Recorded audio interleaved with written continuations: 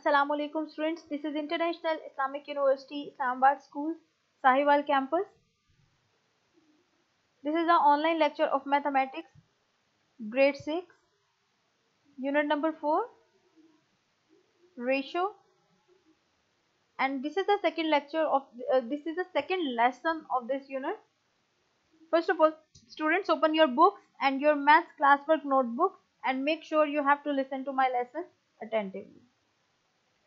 In the previous lecture, I will tell you about the ratio. What is the ratio?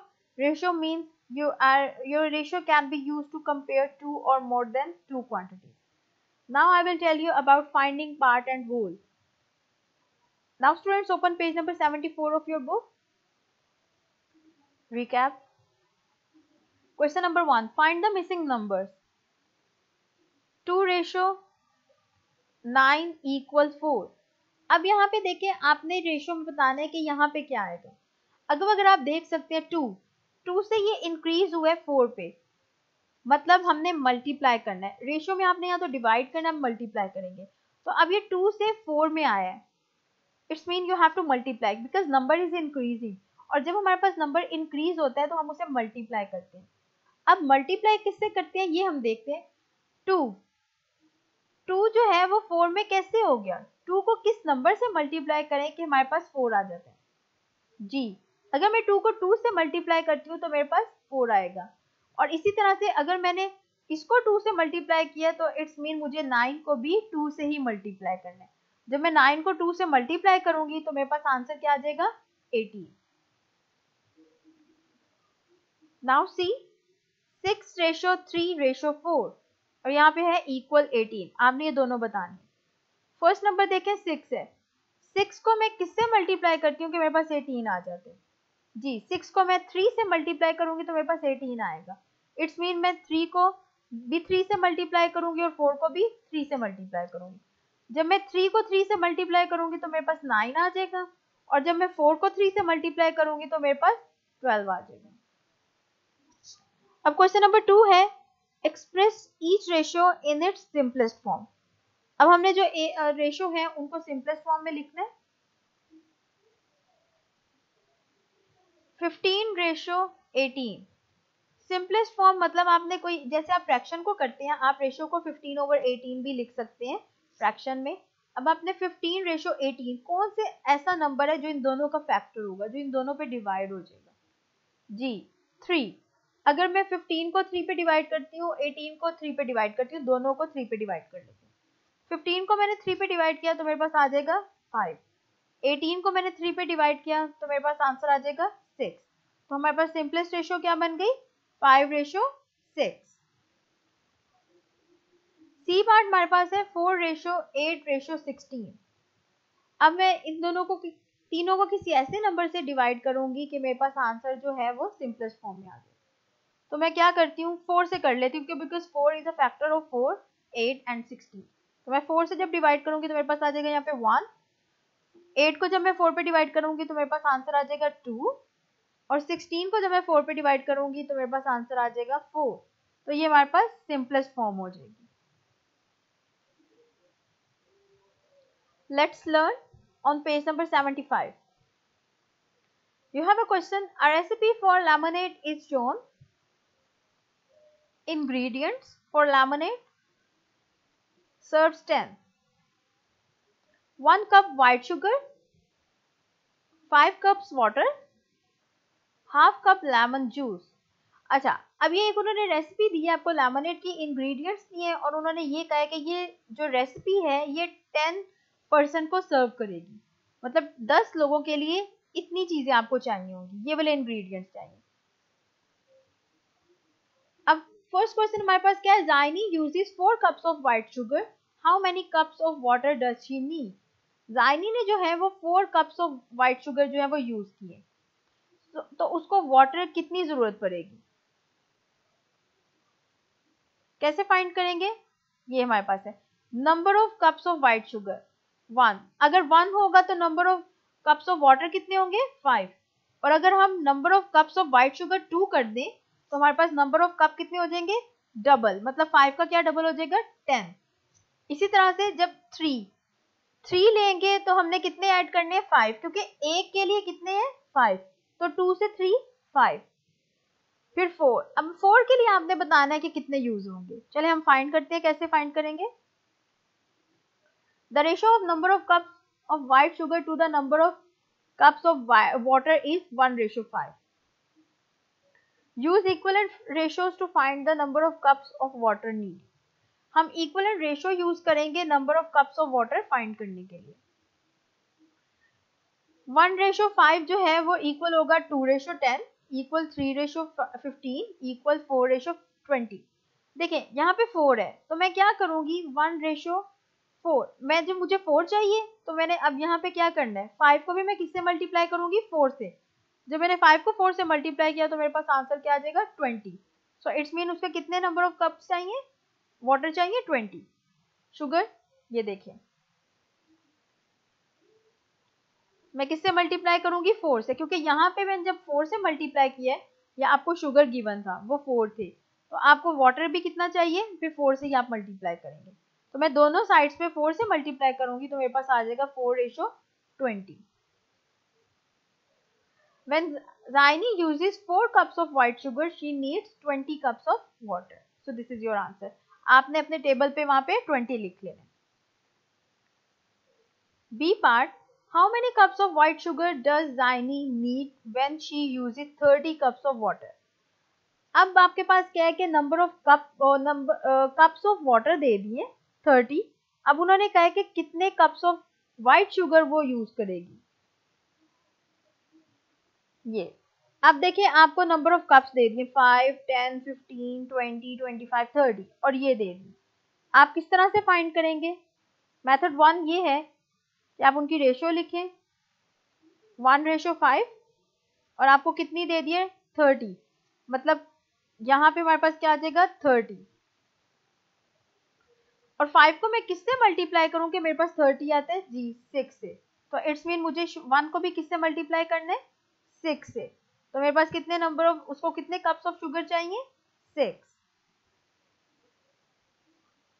यहाँ पे 5 को मैंने किससे मल्टीप्लाई किया कि मेरे पास 30 आता है जी 6 से करेंगे, तो इसका मतलब है मुझे 1 को भी किससे मल्टीप्लाई करना है 6 से।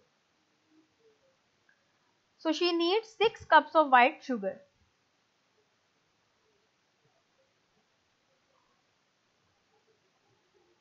अब मेथड 2 क्या है। मेथड 2 है शुगर, हमारे पास कितनी है वाटर। ये आपके पास शुगर है एक पार्ट और वाटर आपके पास कितने हैं 1, 2, 3, 4, 5। जो शुगर के वाटर के 5 पार्ट्स हैं वो किसके इक्वल है 30 के, और शुगर का एक पार्ट आप जो है वो 1 के इक्वल आपको बताना है। 5 यूनिट्स जो है वो 30 के इक्वल है। 1 यूनिट फाइंड करेंगे 30 डिवाइडेड बाय 5 हमारे पास क्या आ जाएगा 6। तो शुगर का हमारे पास कितना पार्ट है 1, तो 1 यूनिट किसके इक्वल हो जाएगा 6 के। She needs 6 cups of white sugar. Now students open page number 79. Question number 3. Ahmed wants to use the same recipe to make 20 servings of lemonade. How many cups of each ingredients does he need? Ahmad जो है वो same recipe जो है वो 20 servings के लिए lemonade बनाना चाहता है, ठीक है वही recipe. How many cups of each ingredients does he need, उसको एक इंग्रेडिएंट के कितने कप्स चाहिए वो हमने फाइंड करना है। Ingredients for lemonade serving time 1 cup white sugar, 5 cups water and half cup lemonade juice. अब 20 सर्विंग के लिए हमें फाइंड करना है, मतलब डबल हो गया। The recipe is for 10 servings. To make 20 servings, multiply the number of cups by 20 divided by 10. 20 जितनी हमने फाइंड करना है डिवाइडेड बाय 10। 10 से क्यों डिवाइड किया है कि हमने सर्व 10 के हमें गिवन है, तो इसका मतलब है मैं 2 से मल्टीप्लाई करूंगी। अब मैं क्या करती हूँ number of cups of white sugar needed 2 multiply 1। 1 जो है वो 10 सर्विंग के लिए था, अब 20 सर्विंग के लिए किससे हमने मल्टीप्लाई करना है 2 से, तो मैं 2 मल्टीप्लाई 1 आ जाएगा, तो मतलब मुझे 2 कप्स चाहिए। इसी तरह से number of cups of water needed 2 multiply 5, 10 serving के लिए 5, तो 20 सर्विंग के लिए 2 से मल्टीप्लाई करेंगे, 2 मल्टीप्लाई 5 10 आ जाएगा। Number of cups of lemon juice needed, वो मेरे पास क्या है 2 मल्टीप्लाई हाफ, 10 सर्विंग के लिए हाफ चाहिए, तो 2 से मल्टीप्लाई कर देंगे 20 के लिए, तो मेरे पास क्या आ जाएगा 1 कप चाहिए। Now students open page number 80। Question number 5, the ratio of the length of rectangle to its breadth is 4:1। The parameter of the rectangle is 70 centimetre, find the length and the breadth of the rectangle. अब उन्होंने कह दिया कि the ratio of the length of rectangle to its breadth हमारे पास क्या है 4:1, और पैरामीटर हमें गिवन है वो क्या है 70 सेंटीमीटर। अब आपने लेंथ और ब्रेथ जो है वो फाइंड करनी है, ये आपको रेशियो गिवन है, आपने इनकी लेंथ फाइंड करनी है। आपको पता है कि जो पैरामीटर होता है वो हमारे पास सम होता है लेंथ और बोथ ब्रेथ्स का। मैंने कहा कि ये जो 4 यूनिट्स है ये मेरे पास आ गई 4 यूनिट्स, ये लेंथ मेरे पास 4 यूनिट्स है और ब्रेथ कितनी है 1 यूनिट, और इन सबको जब मैं ऐड करूंगी तो वो मेरे पास किसके इक्वल है 70। तो मैंने कहा ये यूनिट्स को मैं ऐड कर लेती हूँ, 4 यूनिट्स इसके प्लस 1 प्लस 4 यूनिट प्लस 1, तो टोटल कितने यूनिट्स हैं 10 यूनिट्स। इसका मतलब है जो 10 यूनिट्स है वो किसके इक्वल है 70 के। अगर 10 यूनिट 70 के इक्वल है तो मैं 1 यूनिट फाइंड कर लूँ। 1 यूनिट के लिए मैं क्या करूंगी 10 से डिवाइड कर दूंगी, 70 डिवाइडेड बाई 10 मेरे पास क्या आ गया 7 सेंटीमीटर। इसका मतलब है 1 यूनिट जो है वो 7 सेंटीमीटर है। 4 यूनिट्स फाइंड करते हैं, 4 यूनिट फाइंड करना है तो मैं क्या कहती हूँ जो 1 यूनिट की वैल्यू है उसको 4 से मल्टीप्लाई कर देती हूँ, मतलब 7 मल्टीप्लाई 4, तो मेरे पास क्या आंसर आ जाएगा 28 सेंटीमीटर। अब आप देखें कि आपके पास जो 1 यूनिट है वो क्या था ब्रेथ, तो हमारे पास ब्रेथ क्या आ जाएगी 7 सेंटीमीटर, और हमारे पास लेंथ क्या आ जाएगी 4 यूनिट्स थी, तो हमारे पास वो क्या आई है 28 सेंटीमीटर। जी, the length of the rectangle is 28 centimetre and the breadth of the rectangle is 7 centimeter. So this is the answer. Practice question number, page number 81, question number 4. In a primary school, the ratio of the number of girls to the number of boys is 6:7. There are 1820 pupils altogether. How many boys are there in the school? अब एक primary school है, उसमें उन्होंने कहा है कि the ratio of number of girls और number of boys की जो रेशियो है वो हमारे पास 6:7 है, और आपके पास अगर दोनों बॉयज और गर्ल्स को ऐड करें तो हमारे पास वो आता है 1820। How many boys are there in the school, आपने फाइंड करना है कि कितने बॉयज जो होंगे वो स्कूल में।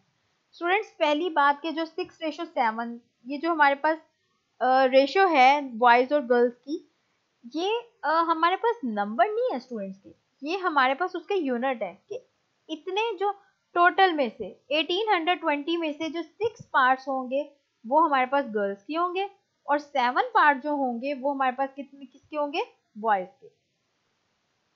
अब हमने नंबर ऑफ बॉयज फाइंड करने हैं। मैं क्या करती हूँ, मैं पहले गर्ल्स का लिखती हूँ। गर्ल्स मेरे पास कितनी है 6, तो मैंने 6 पार्ट्स में उसको डिवाइड कर लिया, और बॉयज कितने हैं 7, मैंने कहा जी कि बॉयज जो है वो मेरे पास कितने हैं 7। अब इन दोनों का जो टोटल है वो किसके इक्वल है 1820 के। अब मैं कहती हूँ इन दोनों का टोटल, अब मैं 13 यूनिट्स मेरे पास कैसे आया, 6 यूनिट्स गर्ल्स के 7 यूनिट्स बॉयज के, इन दोनों को ऐड कर लें, 6 प्लस 7 कितने यूनिट्स हो गए मेरे पास 13 यूनिट्स। मैं कहती हूँ 13 यूनिट्स जो है वो 1820 के इक्वल है, तो 1 यूनिट किसके इक्वल होगा, मैं 13 से डिवाइड कर देती हूँ। जब मैंने 13 से डिवाइड किया तो मेरे पास आंसर आ गया 140। अब मैं गर्ल्स के फाइंड करती हूँ, गर्ल्स की रेशियो में कितने यूनिट्स थे 6, सो 6 यूनिट किसके इक्वल हो जाएंगे। चले हमें गर्ल्स का नहीं फाइंड करने को कहा तो हम बॉयज का फाइंड कर लेते हैं। अब बॉयज के 7 यूनिट्स थे, ये देखिए, तो 7 यूनिट्स किसके इक्वल हो जाएंगे 7 मल्टीप्लाई 1 यूनिट की जो वैल्यू है, 1 यूनिट की वैल्यू मेरे पास क्या है 140, सो 7 मल्टीप्लाई 140 मेरे पास आंसर आ गया 980। सो इट्स मीन स्कूल में कितने बॉयज हैं 980। There are 980 boys in the school. Now student, you have a homework. Let's learn. Solve question number 2 on page number 77 and question number 2 on page number 78. Solve question number 4 on page number 79. Solve question number 6 on page number 80 on your maths book. All these questions you have to do on your maths book. Now on a practice zone, page number 80. Solve question number 1, 2, 3 on your math homework notebook. Okay students, this is the end of our lesson. Allah Hafiz.